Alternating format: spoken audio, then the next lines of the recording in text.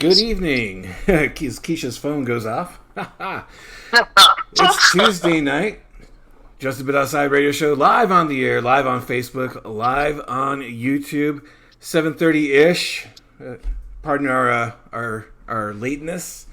As always, you got Marky, you got Keisha. We ask you to share the link, share the love. And Keisha, I want to go a little bit outside this week and just kind of take care of a couple things before the show really kicks off. Yes. All right. Happy, what's today, Tuesday? Happy Tuesday, everybody. Yeah. Go ahead. First off, I've got some lightning and stuff going on around here, so if the internet gets knocked out, I apologize. I can't control the weather. But you know, the other thing is a lot more serious, and I'm the wrestling guy around here. We know that. Big wrestling freak. And got into it back in the 80s. And the wrestling world took a really huge loss 2 Thursdays ago. And that's, or last Thursday, the passing of Hulk Hogan. And I didn't make a Facebook post. And I think that kind of threw some people off. Because I did get some texts about that. Not necessarily that I didn't make it, but they're like, hey, did you hear? And whatnot. And so I thought I'd address it right here and kind of just say my thoughts on it. And Hey, Mark, wait a minute, hold on. Before you say your thoughts, because I have a feeling it's going to be very important. You're kind of going in and out the mic. Oh, really? A little bit. Yeah. So I don't know if you need to reposition yourself or the mic, maybe if you want to. You know what, the stream's kind of being wonky, so it might be that. Okay. Which you actually sound a little bit better now. Okay. Yeah, you sound a lot better actually. So go ahead. Okay, cool. So like I said, Hulk Hogan passed away last Thursday, 71, and to say he was the biggest wrestling star in the world is, you know, without a doubt. But the man was also with his faults. And I think that's I know that's the in the 80s and the 90s, I was a massive Hulkamaniac. I can literally remember back in like elementary school, the Scholastic Book Fair, picking up a Hulk Hogan book. And, you know, that was a massive part of my childhood. But as we know, in 2015, the video that had surfaced a couple years earlier, which kind of, you'd think that the controversy would have come out then, but it took a couple years. Hogan was caught on tape saying some, he said a slur. He said it several times, and as my buddy Paul likes to call him, Hard R Hogan, he said it with a hard R. And I came to grips with that was who the person was a long time ago. I can separate my feelings as far as like Hulk Hogan in the ring and Terry Bollea outside of it. And while I do, I don't want to say mourn, honestly. I can appreciate his contributions to wrestling. It would not be where it is today. And I do wish all condolences to his loved ones and his family and everything that will miss him. I can't really say that, necessarily that it impacted me like a lot of other wrestling deaths. I appreciate what he did, but I hope that in the 10 years since that happened, I hope he did change for the better. Man, that's well said, Mark. I talked a lot about this with my mom. Because when it went down, I think I went to visit my folks like maybe a day or two later, and we talked about it, and I was showing her some of the activity. I'll just say quote unquote activity on social media, specifically. I mean, I'm a black woman, so I'm talking specifically about the black community, and my mom. She was kind of surprised, but she was not informed. Let me just say that. Let me put that out there. She did not know, why everybody was so upset. And, we had a talk about it, and, and I used specifically my feelings, which, pretty much was feelings across the board for anybody, black, my age, or, WWE and everything. That was really big when we were younger. And like you said, he was the biggest star for WWE wrestling. I mean, Hulkamania was everywhere. Yeah. My brothers even had paraphernalia. Jimmy and Jason. I'm sure they were tearing off their shirts too as kids. Yeah. I specifically remember that. And, I was telling her, the appearance at the Republican National Convention was like a serious shock and gut punch to a lot of black Americans. Yeah. And for a lot of us, that was our first introduction to I guess like his views or whatever. And then these videos, pop up. Like, I mean, the best way that I can put it is, we felt betrayed. Like a betrayal. I'm sure, yeah. And it was just like a lot of people were like, Jesus, this is like my childhood just went down the crapper, And I don't know. I did not rejoice in his death. I'm not going to take it that far, but I will tell you what, I didn't think twice about it. You know what I'm saying? Yeah. I mean, that's just, where I was at. Yeah, ambivalent. Yeah. So, for people out there that is saying, even if you do see, someone post or making light of, his passing, you have to look at it from another perspective. Don't just look at it from your perspective. Yeah. This is like I said, like a serious gut punch to a lot of black Americans. So, I always like to say, let's give grace. Let's try to empathize. Yep. Because, if you find out that your childhood, hero is racist 30, 35 years down the line, it's going to mess with you. Oh, for sure. It's not like 5 years. It's like you done went your whole life thinking this dude is okay, and he's not. So, I just want to put that out there. Thank you, Mark. I think everything, you hit all the points perfectly. Yeah, thank you. All right. So we're gonna jump into this thing now. I want all the stories, the road stories. Oh, yes. All right, before we talk about my road trip, let's just do a little bit of what's going on around town. We here in the 410, it's been great. As far as entertainment and things are concerned. And this past week and this upcoming weekend has been very eventful. I just want to spend a few minutes talking about Nas performing with the Baltimore Symphony Orchestra here in Baltimore. It was absolutely amazing. just to have that type of music in combination with classical music and real like complete orchestra, real instruments and everything. Yeah. It's just absolutely amazing. He wore a tuxedo, which I thought was just the cherry on top. Yeah, tuxedo Nice. whole time. That's awesome. Brought AZ out there. I mean, it was just a really classical evening. I did not make it, and I am very upset I was not able to get a ticket. But from the clips that I saw, it was absolutely amazing.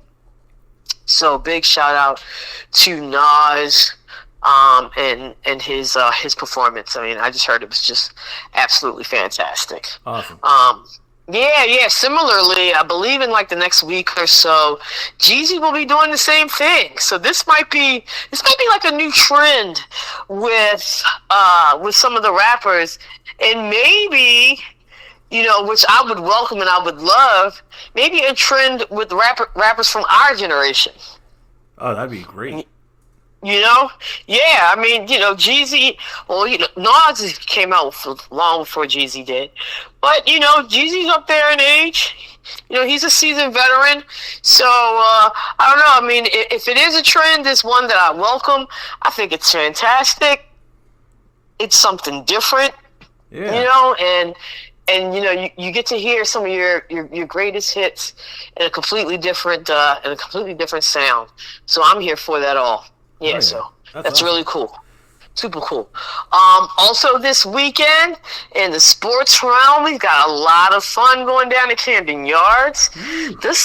Yes. The Savannah Bananas are in town this weekend. They're going to be playing games against the Orioles Friday and Saturday.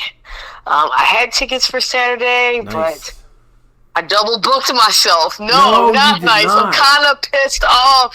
Yes, I bought tickets for this, and then excuse me, and then I went and bought tickets to see Lil Wayne in Atlantic City on the same day.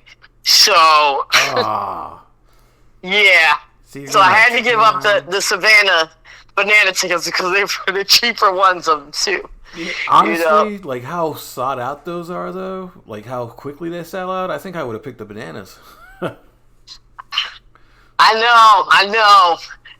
They got hotel arrangements and everything, and it's just, Yeah. I don't know how I messed up. I mean, I really mucked that up. But, I have no problem traveling and getting on the road, so I said, hey, I'll just catch the Bananas next year if I can. Yeah. They'll be in DC again, too, so you always got options. Yeah. I mean, there'll be other opportunities. So they'll be here doing all of their acrobatics and slick dance moves. And now that I'm thinking about it, did you see that video on social media of Yo trying to do the backflip and face planting? No. Oh, are you serious? When was this? Oh my goodness, it was last week. It was a member of the Savannah Bananas on somebody's morning news show. And my man went to do a backflip at the end of his segment. Jada, I know you're listening. You got to send this to Mark. And he goes to do the backflip, completely misses it, and face plant, belly flop on the hard ground. Okay. Oof. I mean, it was so shocking and stunning. Like the woman, like the lady anchor, she couldn't even hold it. She lost her shit right in the middle of the broadcast and was just busting out laughing. And the guy, he was just flabbergasted. I mean, it was really hard. I mean, he hit the floor so hard. The mic pack came out, bounced off the ground. Oh man. Wow. It was, yeah. I mean, it looked painful. Okay, but I'm gonna have to send that to you offline, and maybe Okay. maybe we'll put it on the show page. I don't know. That kind of feels like bullying a little bit. I'm sorry. I'm surprised I didn't see that one because I always get their videos like in my IG Yes, reels. yes. Oh my gosh, I can't wait. I can't wait to get your reaction. Okay, yeah. So hopefully everybody is in good health and could perform and play at Candy Yards this weekend because a lot of the folks from the DMV area will be coming up to see them, and that's going to be a lot of fun because they do put on a good show. They're like the. Have they I announced like who the? You said what? Have they announced like who the former Oriole that's gonna be playing is gonna be? Because they always have like a hometown player. Yeah. Oh yeah. I'm sure. Yeah. I was gonna say the way I like to put it is they're like the Harlem Globetrotters of baseball. Yeah. Kind of. Yeah. Something sure, along yeah. those lines. So yeah. So if you got tickets, have a great time, and I can't wait to see all the videos and pictures this weekend because alas, I will be in Atlantic City. Okay, so let's get to the main course of the menu. So your favorite co-host was on the road this past, what was that, 2 weeks ago, week and a half ago? Week and a half, yeah. Yeah, about a week and a half ago. Yeah. That's about right. And Mark and I have kind of, we've talked about this several times. Made a commitment to women's sports. We always support women's athletes as well as sports, and I personally have, made a certain level of commitment to the WNBA, and hopefully I'll, this fall and winter, I plan on expanding that to women's college basketball. And Mark, I'm just so happy that we really made the effort to do this because. The journey has been absolutely amazing and enlightening and a lot of fun. And, my interest, fortunately, took me to Indianapolis to the WNBA All-Star Weekend.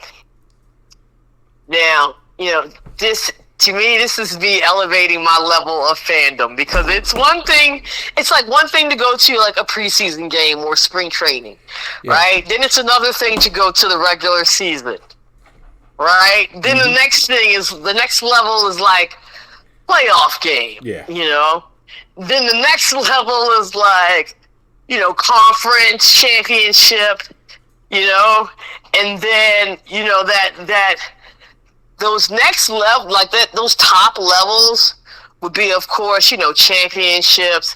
And right below that, I would have to say is like, all-star games.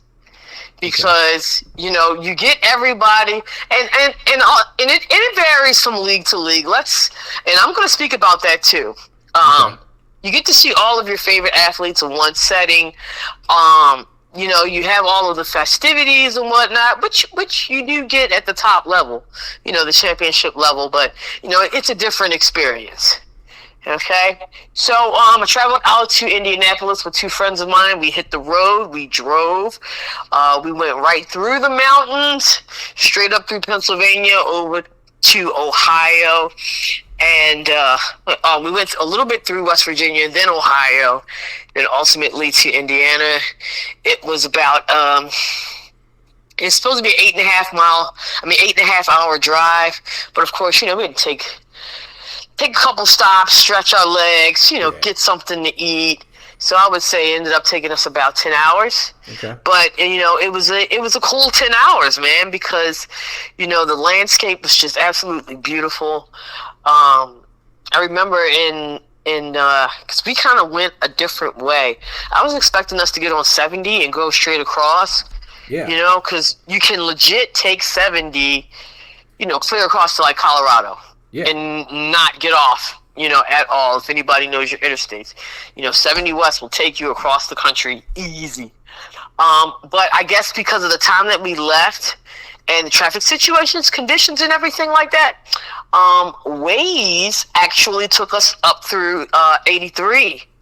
Okay, so we kind of went, instead of heading west, we kind of went like northwest, kind of, and which was cool. And I said, like, different and unexpected because it's just a different type of landscape.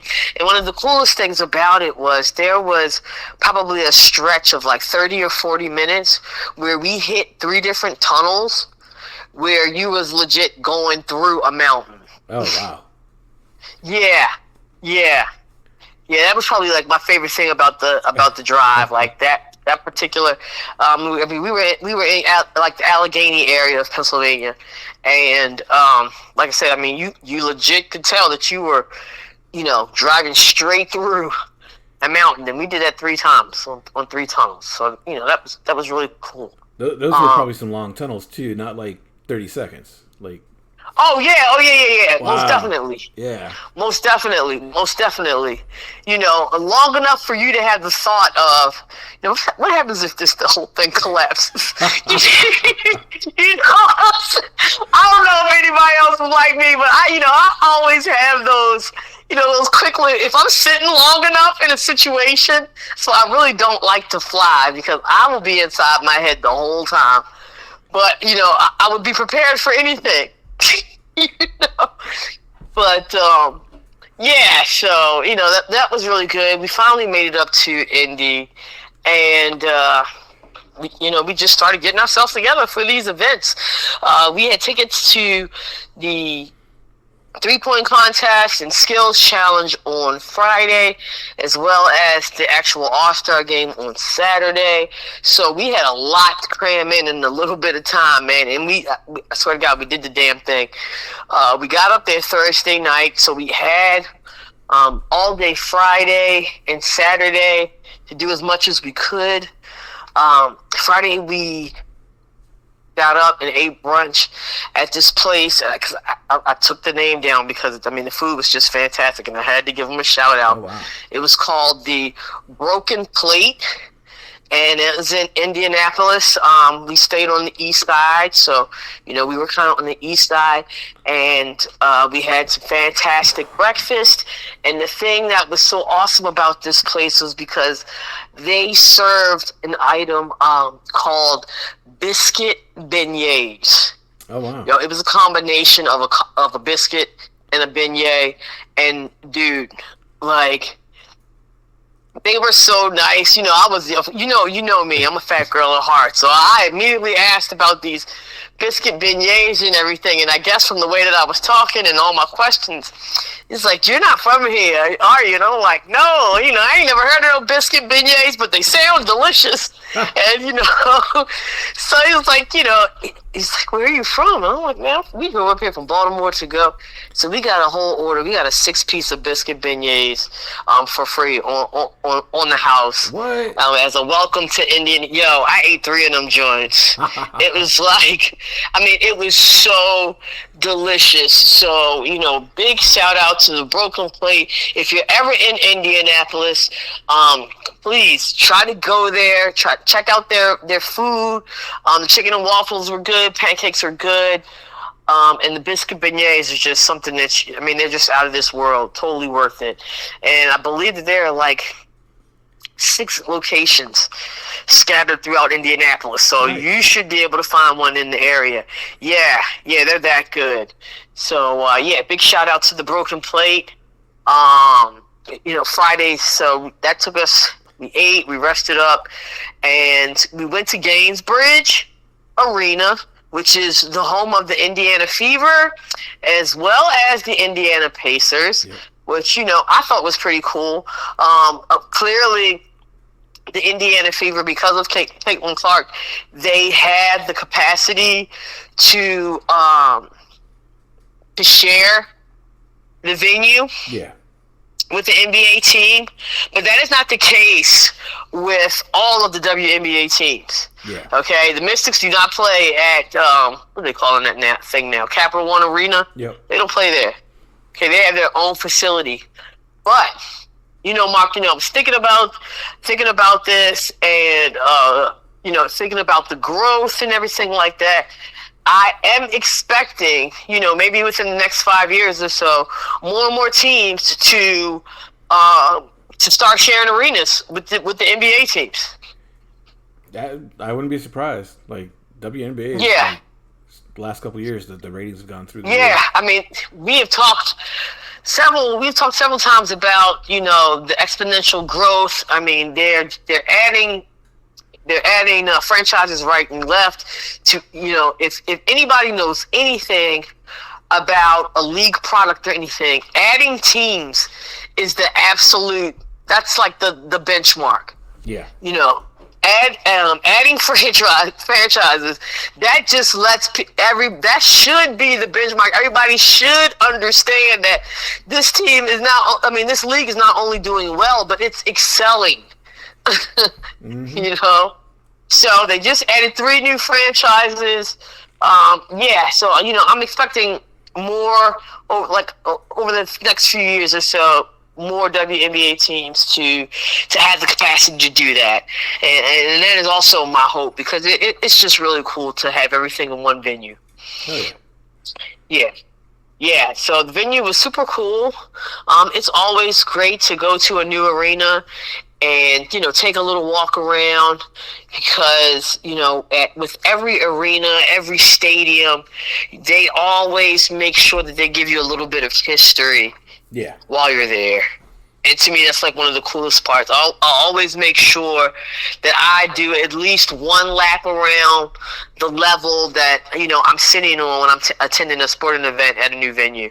And, I was able to see some of the, the old Pacer gear, Reggie Miller paraphernalia, and exhibits and things like that. So that, that's always super cool. very cool. Yeah, always cool. Love it. Love it.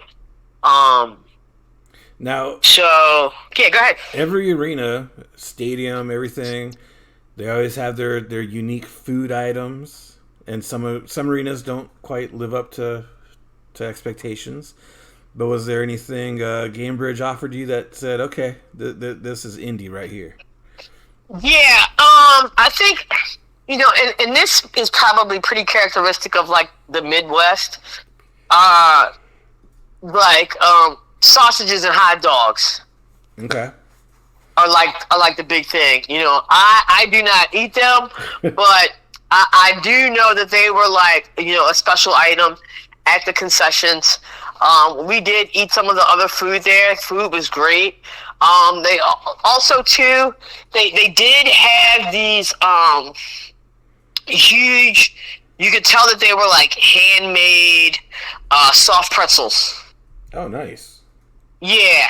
And when I say you can tell that they're handmade, it doesn't look like it's been processed. Like they're like the actual fat, like rolled, twisted dough.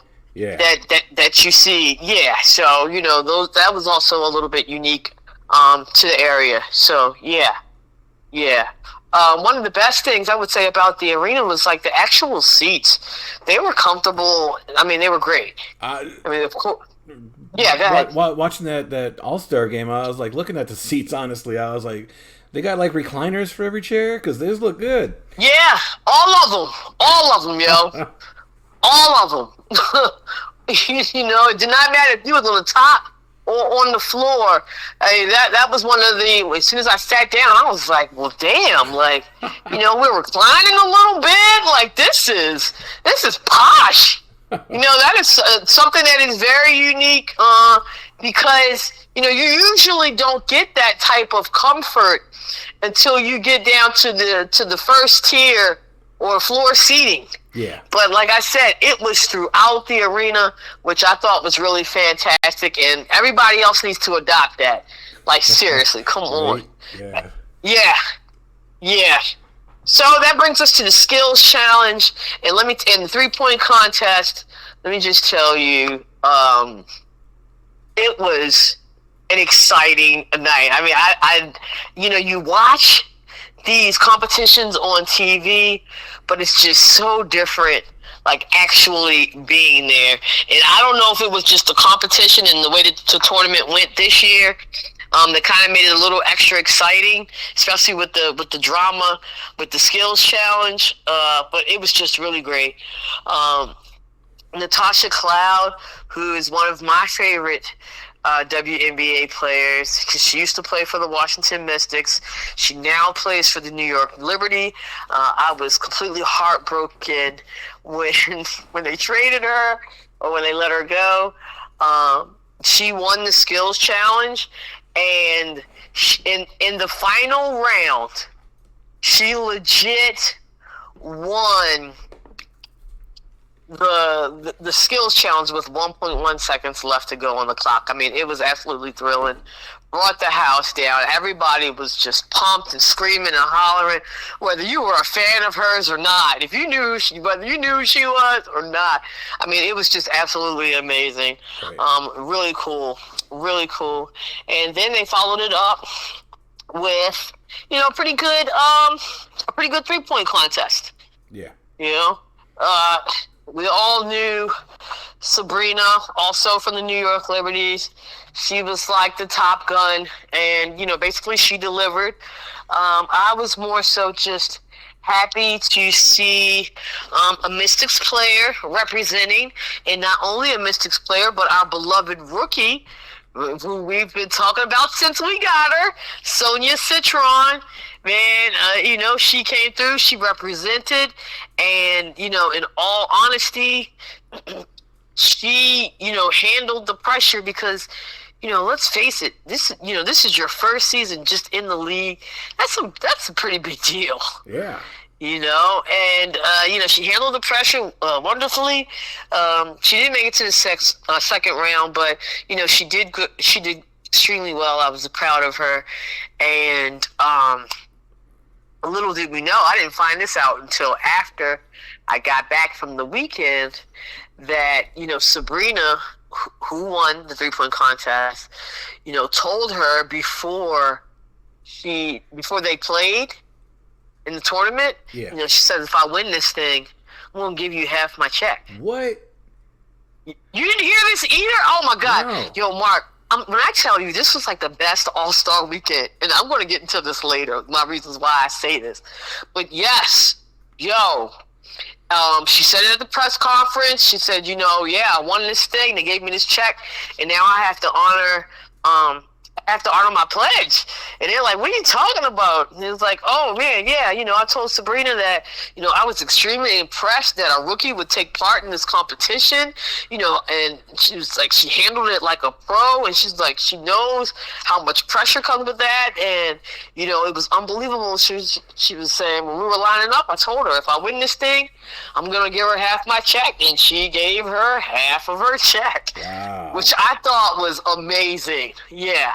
Really amazing, really humbling. I've always been a fan of Sad, but that just kind of catapulted her to another level with me as far as being a fan of hers. And man, it was great.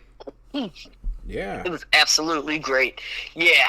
So we had an absolutely fantastic time on Friday night. Of course, we were exhausted, so we went back to the Airbnb. We turned it in, laid it down right after, we got back right after the skills challenge night. And we got ourselves up and early the next day. Saturday was a very busy day. Saturday was the best day, of course. They had a lot of festivities all around town. And I got to give a shout out to Jana. Jana, thank you so much for putting me D with a lot of the festivities going around. She shot me a little message and told me about this WNBA Live, and we looked into that, and we got tickets for it. Okay. And we went to this, so we went to the WNBA Live, which is just it was a festivity at the convention center, the Indianapolis Convention Center, which was, Mark, you'll appreciate this too, which was directly across from the minor league baseball stadium. So I'm kind of upset that I didn't get a picture of that. It was a little rainy, so I didn't get a chance to get a picture of the stadium. But that was really cool to see their minor league team, and they had a game going at that time. And Indianapolis's convention center is huge.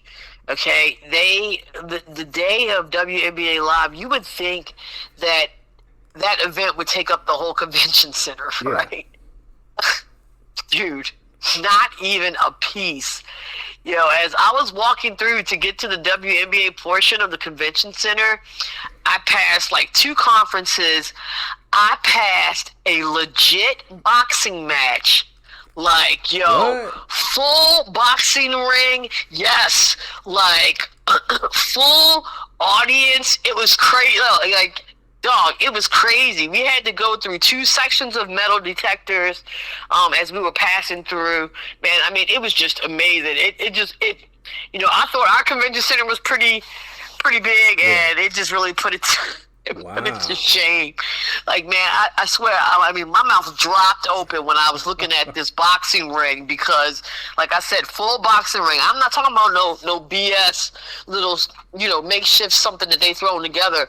I mean, elevated bleachers, like, the whole 9. I ran up in there. I don't know why I didn't include that picture. I wish I did. I ran up in there. I'll send it to you after the show. But I did get a picture of the boxing ring just because I was just so shocked that they had so much going on in one convention center. But, so we get to WNBA Live, and, man, that experience was just absolutely amazing. I've been to sporting events all over the world, Mark, you know this. And I swear to goodness, nothing tops what I experienced at WNBA Live.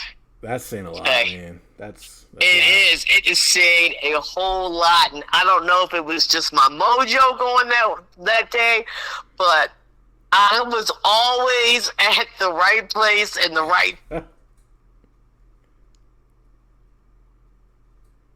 Keisha. It was 4 p.m. You got to keep in mind, this was like the day of the All-Star game.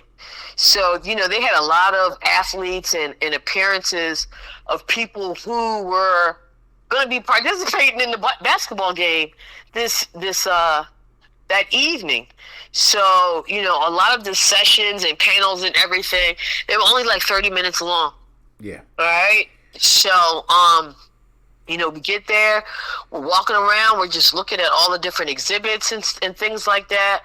And, I mean, you had AT&T out there, Dick's Sporting Goods, State Farm. My man Jake from State Farm was out there playing horse with people. Yeah, you can wait in line and play horse with Jake from State Farm. As a matter of fact, it was him and Juju, but I'll get to that part in a minute. I just want to go through my timeline, and hopefully, Mark, you can kind of pick out pictures and display them. Yeah, I got some cycling through now. Okay, as I go along.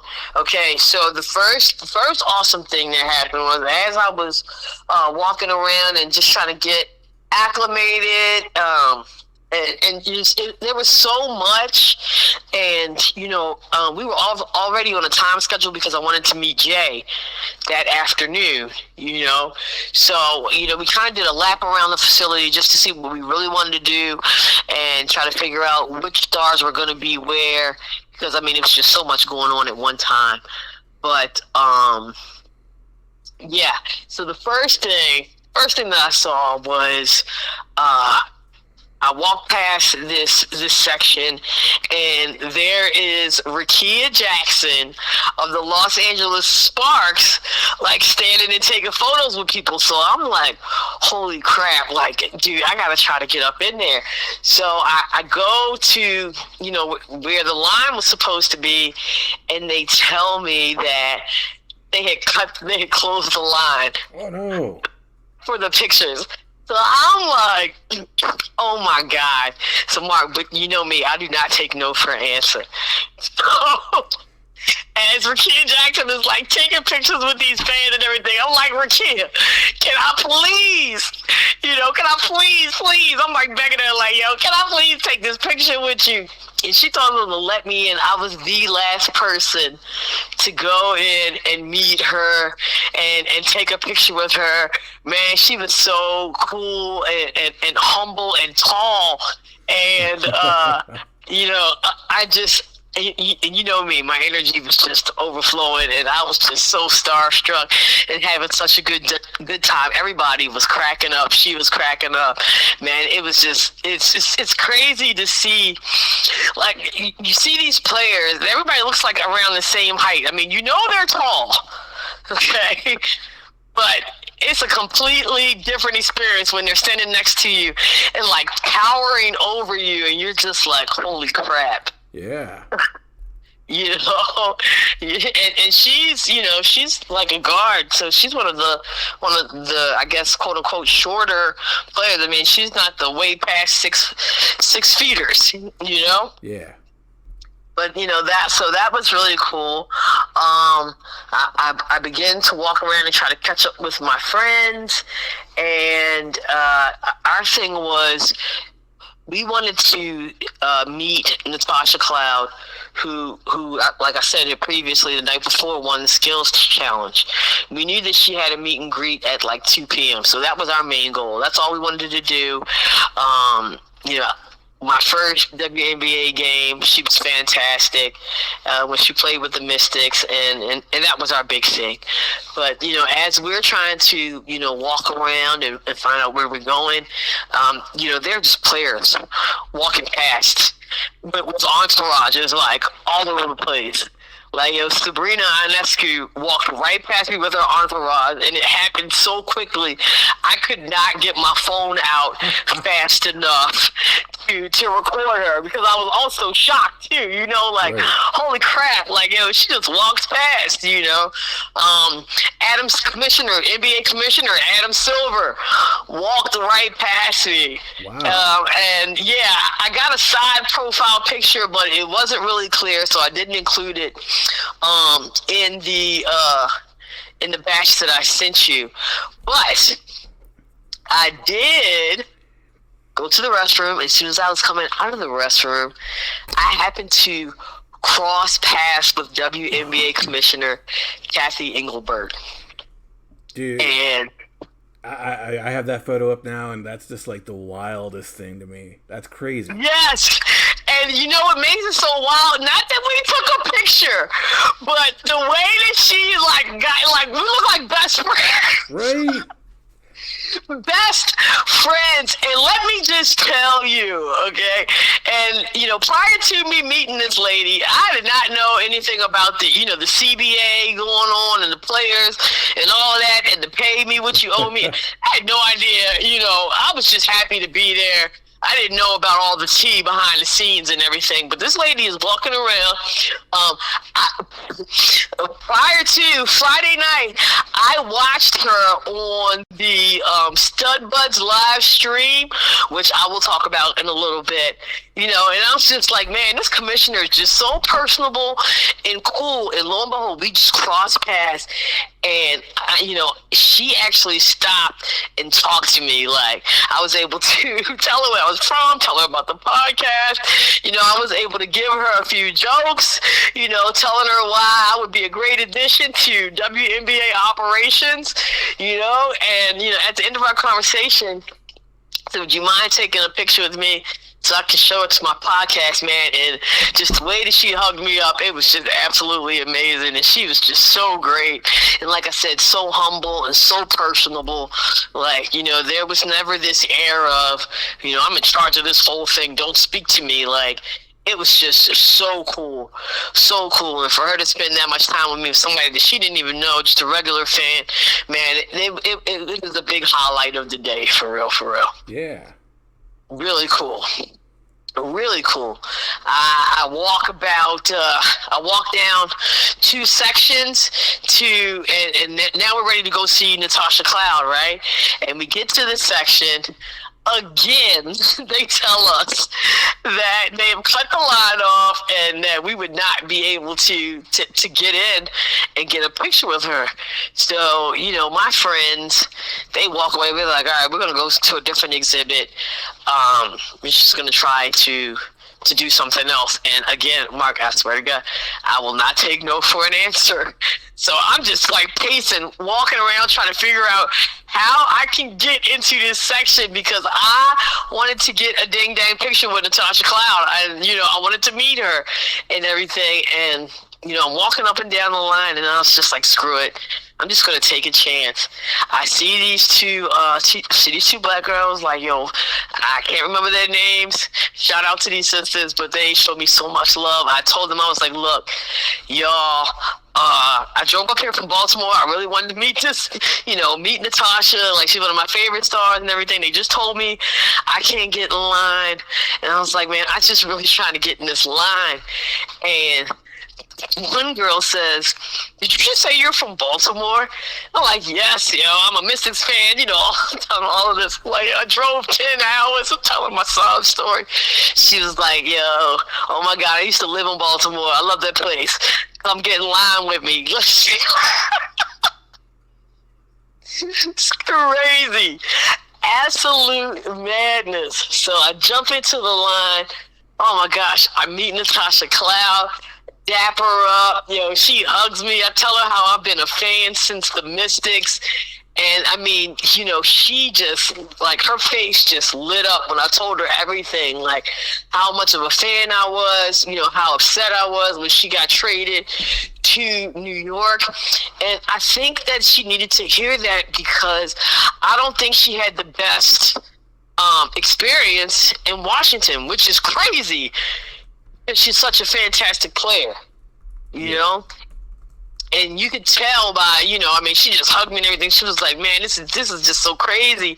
And, I told her that I'll always follow her and support her no matter where she goes, which is God honest truth, And again, it's time to take photos.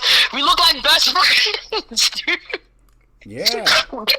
She's legit, like, I don't know, she might even be more of a bestie than the damn commissioner, for real. But again, in a situation where I just hearing over and over again how much folks just loved my energy, and it was just like a kid on Christmas just walking through this place. And right next to it was the State Farm Arena, like part of the convention center, and it was like legit like an arena. It was like a half court basketball thing, and you could play horse or have a couple of shots against Jake from State Farm. And also in that same area, they had Juju signing autographs and taking pictures. So that was really cool. I didn't get in line for that. I kind of stayed on the outskirts of that, just took a few pictures. I got a picture of Juju, and I watched Jake from State Farm interact with some of the fans. It was really cool, really nice.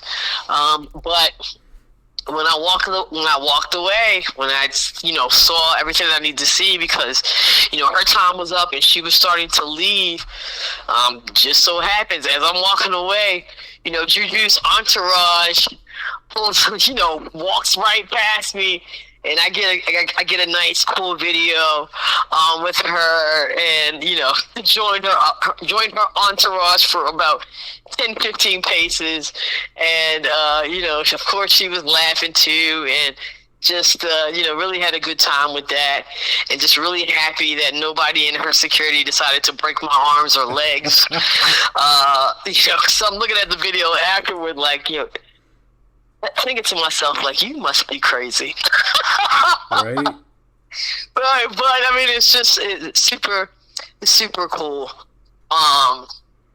The last couple of things that I saw, there was a panel with Dejanay Carrington, another big WNBA star, where they talked about basketball and fashion. She's known for her blonde hair and her fashion. She used to play for Stanford, and it currently plays with Paige on the Dallas Wings. It was really cool to hear her talk about fashion and all the things that she has going on with that. Really cool panel. But all in all, like, the WNBA Live experience was just like seriously one of the best ones that I've ever experienced as a fan. Very cool. I'm just trying to think. Did I hit all of the pictures? I think I hit them all. I think so, yeah. Yep. Wait a minute. Hold on. I'm looking at what I sent you. The last picture there. Can you put up the one with me? Excuse me. And the young one with the hijab on. Oh yeah. Yes, and this woman she's really big in women's basketball. Her name is Jamad Finn. She is one of the Muslim players who is an absolute baller, but has made a name for herself. Playing fully clothed. Standing for her religious beliefs. You can look her up on the internet. She's everywhere. Also, another sweet individual. I just so happened to be passing her in the hallway. We talked about her playing basketball and how she came up and how she got interested, and it was just really amazing to me how humble everybody was. Nobody was above the fans. Yeah. Nobody was above the staff, and you could tell that everybody genuinely wanted to be there because they had time for everybody, as much time as they could give. That's awesome. Yeah, and to me that was really unique, man. That was really, really unique. And so we did the WNBA Live thing all the way till 4:00, and then we hightailed it all the way over to Speedway Village, home of the Indianapolis 500, to meet the good brother, man. He's invited to the cookout now, Mark, and and I know you know what I mean when I say that. Jay Hunger, Jay, my man, I just cannot thank you enough, Mark. I cannot thank you enough for letting him know that I was even going to be out there. But he reached out to me. We were able to link. Man, he treated me to lunch. He gave us the full Speedway Village experience. We went down to the track, Indianapolis 500 track, took some pictures. It was really cool, massive. We had some pizza there. I had to have some authentic Indianapolis pizza. We went to this place called Brazzini's, and it was like a New York style Italian place. Great food, great beers. I had to have some local beer too. Yeah. They had like 2 breweries over in Speedway Village, and we went to one. Of course, we had beer at the pizza spot. Then we went to the brewery, and had beers there as well. Was able to see some of the shops, the racing shops, tire shops, stuff where you go to get, to maintenance your vehicle and things like that. It was really cool. The only way it would have been better is if there was an actual race going on that day. And, I did tell Jay that I would like to come back and be able to experience that. I have now added that to my sports bucket list because, it was like its own little world. Wow.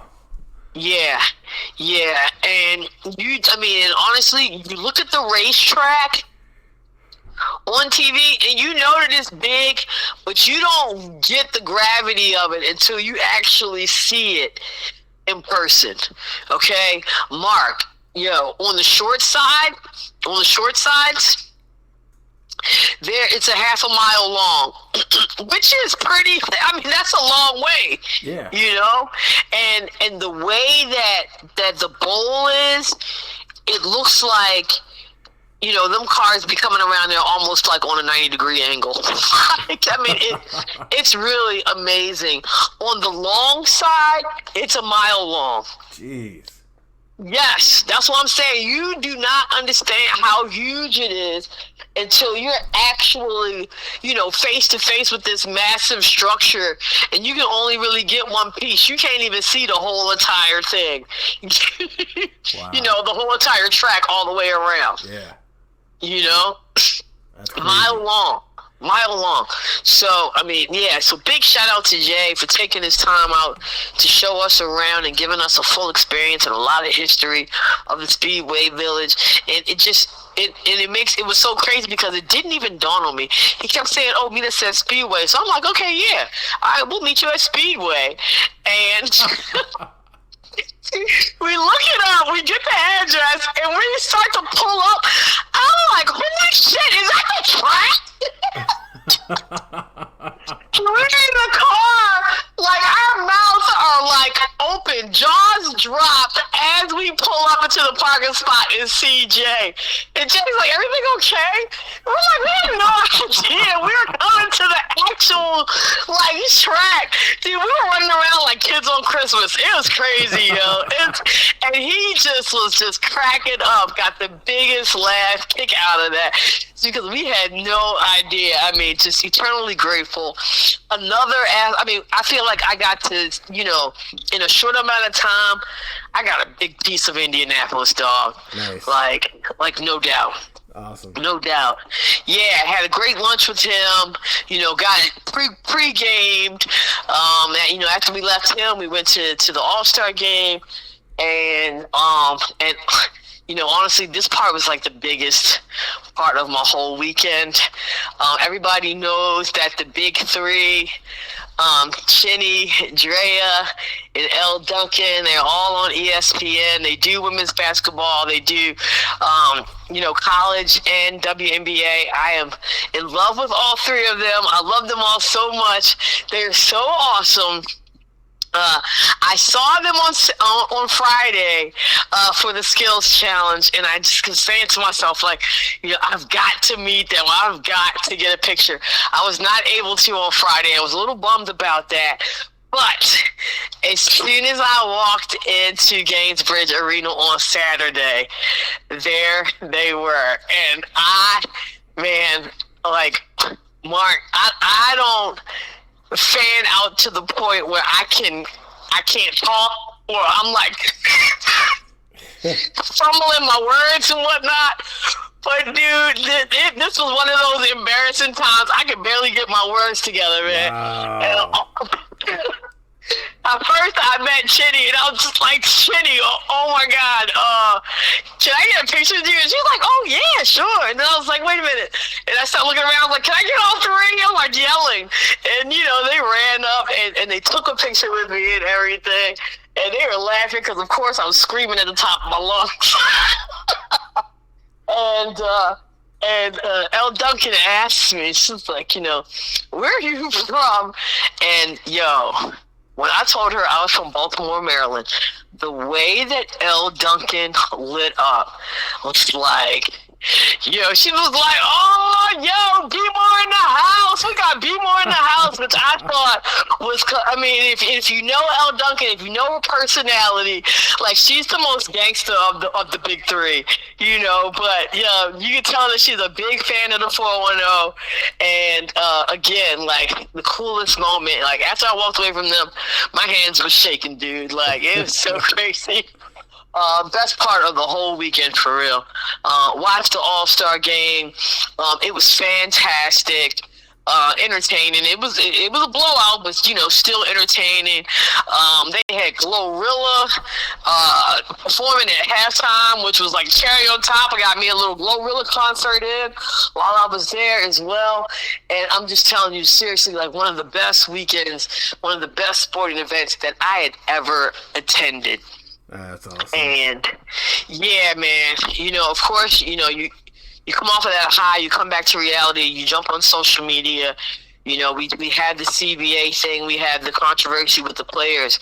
Pay us what you owe us. We have a lot of toxic masculinity, frail male egos with people, talking shit about the league and not even knowing the history of what it takes to build a league and how they are exactly. And I'm going to say this very plain and clear. The WNBA is on the same exact path of the NBA. Yeah. Okay. The best, if you are not going to go back and look things up and know your history and things like that, the best thing that I can reference, Mark, we both watched The Winning Time on HBO, the series about the Lakers, when it came out. Mm-hmm. Okay? One of the biggest things about Winning Time, especially in the first half of the first season, was how the NBA was in the crapper in 1979. Yeah. I mean, bleeding out. They were on the verge of not even having a Los Angeles Lakers team anymore. If it was not for this Larry Bird, Magic Johnson rivalry, which coincidentally sounds a lot like Angel Reese and Craig Clark. I mean, and of course, I mean, there are other factors as well. Jerry Buss and Jeannie, everything, the whole nine. But I just want to reiterate the fact that just because, a league is losing money, or you want to make it in your mind that WNBA owes the NBA or whatever, does not mean that this league is not doing well. Yeah. Jay, I said it earlier that, the benchmark, the ultimate tell is expansion. Because guess what? You can't expand if you don't got no money, yo. Right. Yeah. Any expendable funds. And what comes along with that is, yes, some of these owners are going to have to come up off of a little bit more of this change. And you should want to, because you're making all of the money. Pay those women. I completely 100% support them in those sentiments. Yep. They're currently earning about 9% of the total revenue. And yes. NBA players make 50% of the revenue. Right. They don't even make it make sense. They don't even want how can you hate on that? Yeah, they don't even want a whole 50%. They just want a better share. Right. Yeah. Right. That's what I'm saying. Like, how can you hate on that? Like, dude, if you're hating on that, something's just seriously wrong with you. And, you should want this. You should want to see this because, this could be your daughter, your sister, whatever. I mean, this is just a symbol for, not just for the WNBA players, but women in general, dude. Like, come on. Yep. But, I want to tip my cap off to the WNBA because they just really did a fantastic weekend. We just witnessed this year's NBA All-Star Weekend. And what did we say about that product? Phenomenal. Absolute trash. Yeah. The All-Star game. Yeah. Absolute trash. You know okay? What? You know what I did? Because I'm stupid. So, like, the WNBA All-Star game was a thrilling game. Absolutely loved it. And I was like, man, that's way better than whatever the NBA put on. I totally forgot that NBA's trash All-Star stupid tournament thing. So I went back to the I looked it up on Wikipedia or whatever, see what the score was, and then I saw that format. I was like, no wonder I forgot. That thing was trash. Yeah.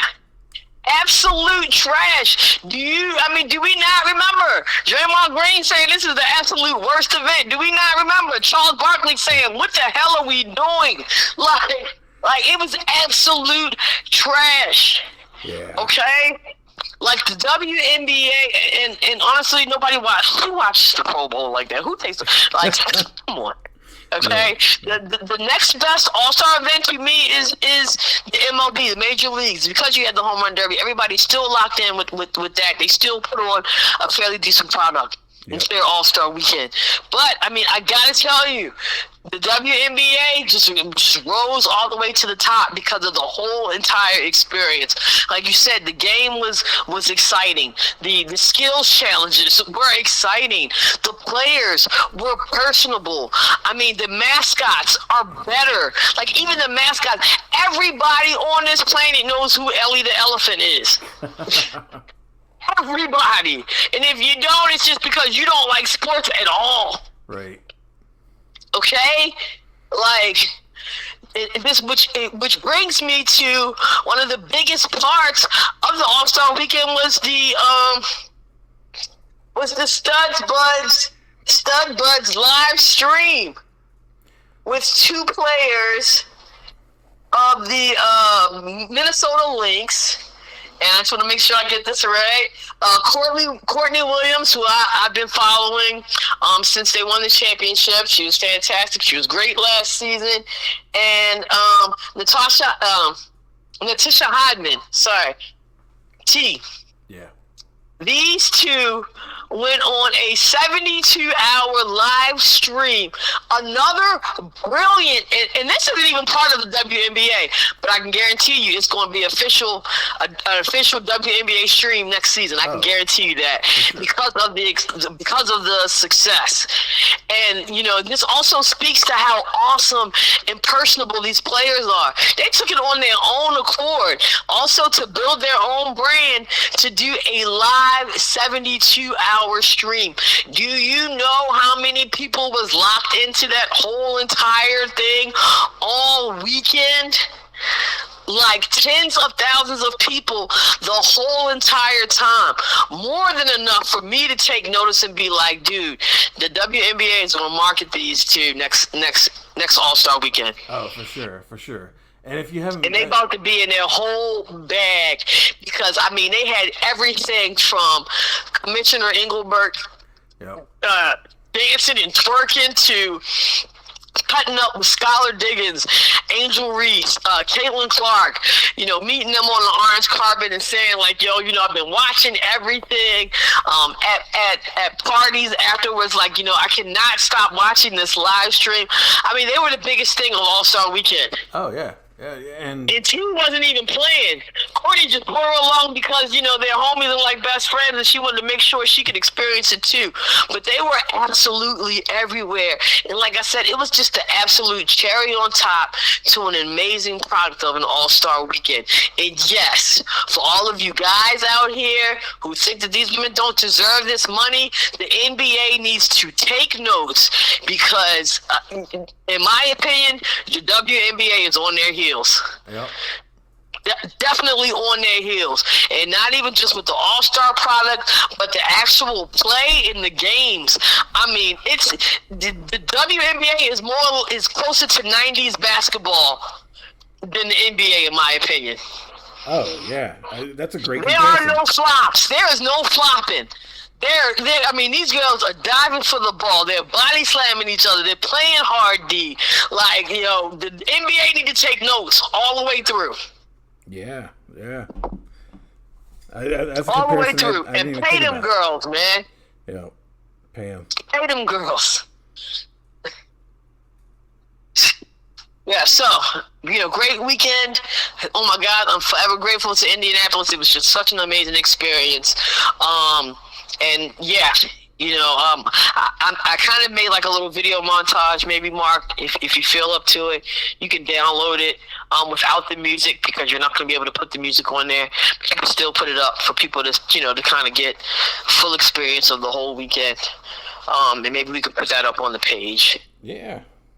All right. Cool. In the few minutes that we do have left, do you want to do preseason football? I don't know. We got the Hall of Fame game this week, and then preseason really kicks up next week. Did you want to table it to next week? Yeah. Okay, we'll table it to next week, and then we can like really go in because you know there's a lot going on. There's a lot going on in preseason. We have injuries, we have movements, we have kisses on the forehead. Did you hear about that one? Christ Almighty! What? Yeah. Did you hear about that? No. Oh my God. You know, we both have been in year end hell and working really hard, but you know, I guess I just managed to get some of the best stuff. They released the Las Vegas Raiders released a player because he kissed another player on the forehead during practice. What? So all holy hell is breaking loose. Wow. Yes. About the culture with the Raiders, human rights, all this. I mean, it's a complete shit show, and you know, there's a lot of people that's like, okay, slapping on the ass is like a big thing in football, but you're worried about a forehead kiss. Like, it's just really, it's really weird. I don't know, but yeah. So I mean, that's just another little bit of tea, of football tea that we're gonna bring to you guys next week. So yes, I can't wait to talk about all of that with you guys. Thank you so much for taking the time to tune in tonight and listening to my awesome road trip. You know, here at Jabo, we love to get on the road. We love to experience new things, and we will continue to do so. You know how we end this show. Baltimore, spread love, yo. Share the link, share the love, give hugs. Okay? It's crazy that we are, you know, almost 8 months into the year. I mean, I just feel like this year has really flown by, but you know, football season is right around the corner, and you know how much we all love that. As always, I'm Keisha, and on the other end of the line is my favorite slice of pizza, Mark, and we are just a bit outside. Have a great week, everybody. Peace, peace.